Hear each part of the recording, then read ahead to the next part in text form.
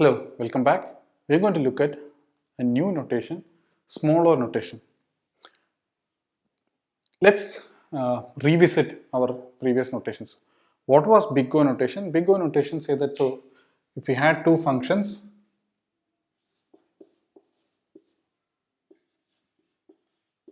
let's say I had these two functions, and if if this is true, if f of n is equal to big O of g of n, intuitively what is it we have in our mind? In our mind we have f of n is less than or equal to g of n, right? This is what is in our mind. It basically says that we are saying that we are thinking that the rate of growth of g of n is bigger than or is greater than or equal to the rate of growth of f of n. That's what is in our mind. And if we had f of n is equal to theta of g of n, what is it we have in our mind? This one, right? The rate of growth of both f of n and g of n are going to be the same. And finally,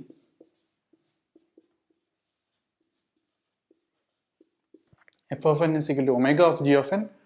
In our mind, this basically means f of n is greater than or equal to g of n. This is kind of the opposite of big O of n. Right. Now, this is all fine. So, what was theta of n? Theta of n was basically if f of n is equal to big O of g of n and g of n is equal to big O of f of n, then you can say that f of n is equal to theta of g of n, right? Okay. But this is all these things are less than or equal to. That's what in our mind. Now we want a notation which basically says this does not say that g of n is strictly bigger than rate of growth of g of n is strictly greater than f of n, right? But we want a notation for that, and that's where small o of n comes up.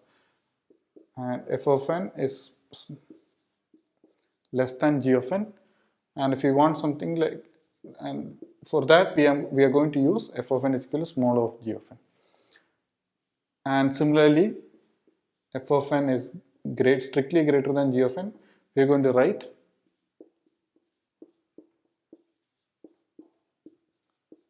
small omega of g of n. These are the notations we are going to use. These are notations you will we won't see much. Okay, we are going to see only big O and theta most of the times, but it's good to know these notations also. And we'll look at a few examples of this. Small O of g of n. What is it saying? It's saying that g of n is a g of n grows strictly more than f of n. That's what. So we are going to concentrate on this. Right? So this is what we are going to concentrate on in this lecture. So this is saying that g of n grows strictly faster than f of n. And what is it saying? So let me try to draw a graph and motivate you from that graph.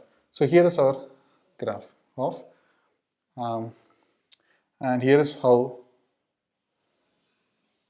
let's say this is how my f of n function is growing. And what we have here is, this is my f of n, right? And I want g of n to be strictly growing than f of n. So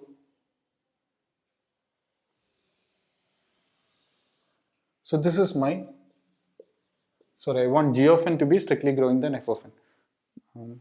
I don't know whether I said that. So this is g of n and this is f of n.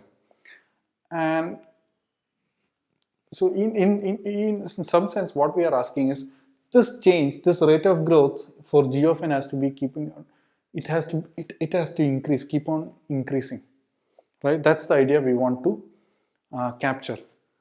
This gap between f of n and g of n has to increase, right?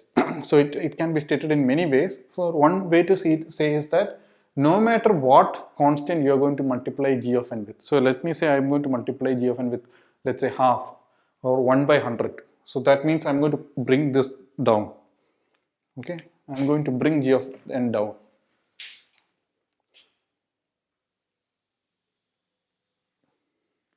Okay, and this is going to be, let's say, 1 by 100 times g of n.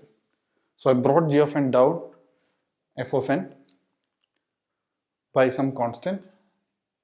But in this case also, this function also, this 1 by 100 times g of n also overtakes f of n after some point, right? Because the reason is that g of n is the difference between g of n and f of n is keeping on increasing. So even if you multiply by a constant, after some point, it is going to overtake that factor. So that's the kind of idea. So this can be one way to define define small o. So the way, for example, you can say that f of n is equal to small o of g of n. This is small o of g of n if for all constants c, right? So you take, this can be any constant greater than 0, right? So this can be some constant like 1 by 100 or something like that. So I'm going to say strictly greater than 0 because once you have multiplied 0, it's going to be 0. So you take any constant c greater than 0, right? Then there exists an n0. There exists an n0 such that this is such that g of n is strictly greater than c times f of n for all n. Right. So this is my n0 we are talking about, right? So if I had taken c to be 1 by 100, then there is this n0 after which g of n is going to be bigger, or c times g of n. C times g of n is going to be bigger. This is the idea we are capturing. Okay. So another way to see it is much better. Okay, or at least in my way, it's a better way to see it. Let's write that.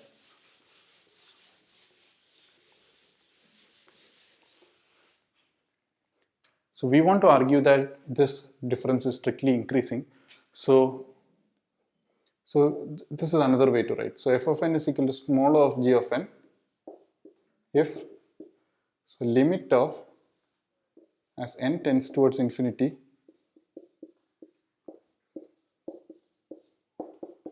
f of n by g of n, limit of n tends towards infinity, f of n by g of n is equal to 0.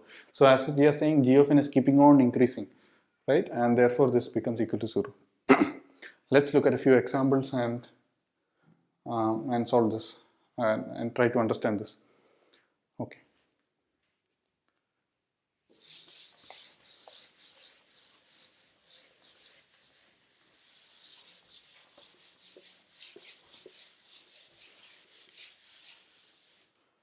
Let's look at a few examples.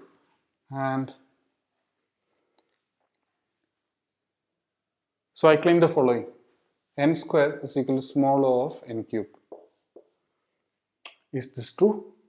Check this, right? So limit of, is this true?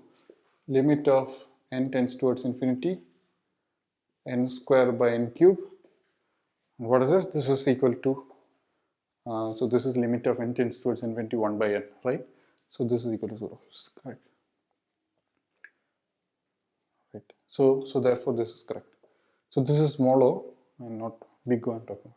I mean, it's n square is equal to big O of n cube also, but I'm claiming I'm giving a much stronger claim that n square is equal to small o of n cube. Okay. This is clear. And what about this? 2 raised to n is equal to small o of n times 2 raised to n. Is this true? Just take this limit of n tends towards infinity, 2 raised to n by n times 2 raised to n. So this 2 raised to n's get cancelled, and this is again equal to 0, right? Now what about log n and n?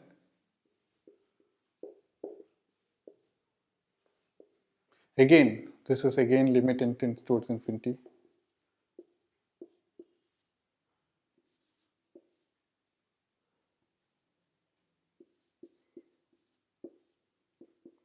This is again 0. Okay.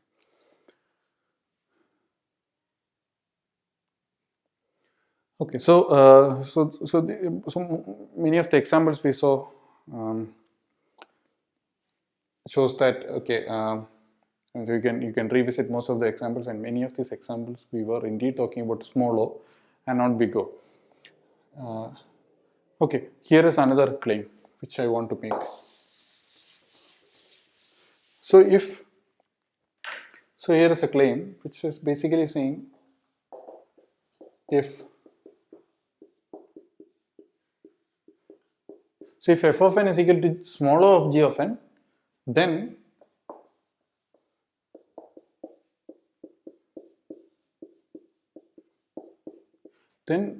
f of n is not equal to theta of g of n, right? So this is what we have in our mind. So why is it true? Because f of n is equal to small o of g of n means this is f of n is less than g of n, right? It's strictly the asymptotic growth. G of n is strictly faster growing than f of n, right? And this is saying they are of the same growth rate. F of n and g of n grows similarly. And that is why if f of n is less than g of n, then this is never going to happen. Okay, so you have to always keep in mind that if you get this fact, if n square is equal to small of n cube, then it means that n square is not equal to theta of n cube. Okay, but n square is equal to big of n cube is always true, right? Because this can always be less than or equal to, right? Less than is a much stricter condition than less than or equal to.